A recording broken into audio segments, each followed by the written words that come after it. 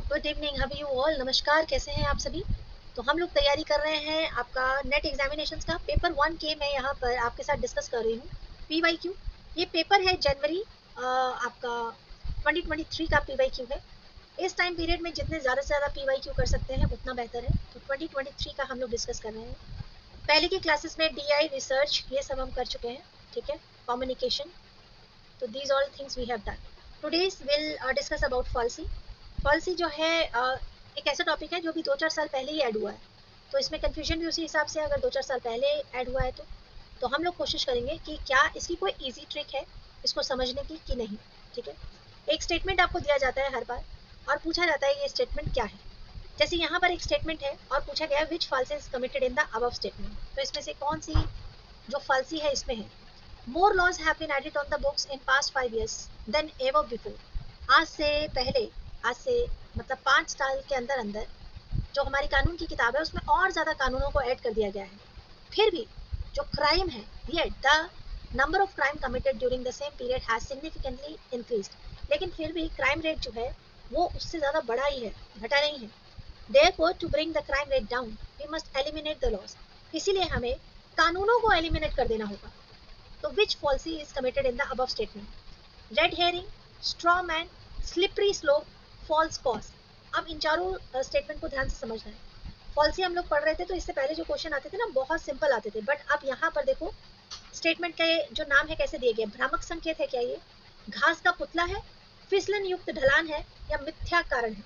इन शब्दों को पहले समझते हैं, उसके बाद आगे बढ़ते हैं। सबसे पहले हम रेड हेरिंग का मतलब समझते हैं।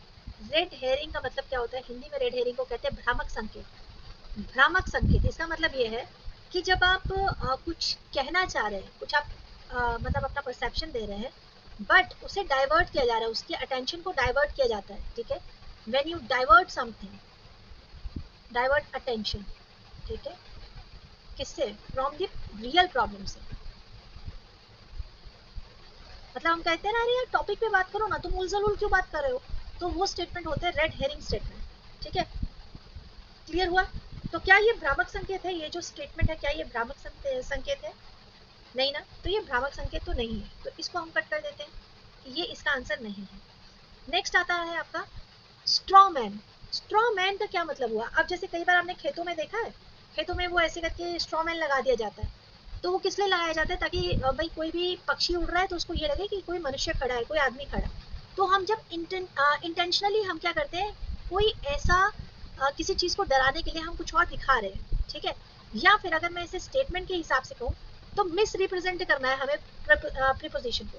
ठीक है, मिस रिप्रेजेंट करना है कि जो प्रीपोजिशन दी हुई है हमें उसका बिगड़ा हुआ स्वरूप दिखाना, कि नहीं नहीं इसका मतलब ये नहीं है, इसका मतलब ये है। हम उसका क्या कर रहे हैं, इंटेंशनली हम उसके स्टेटमेंट को बिगाड़ रहे हैं, चेंज कर रहे हैं प्रीपोजिशंस को, तो मिस इंटरप्रेट कर रहे हैं, उसके मीनिंग को बदल रहे हैं।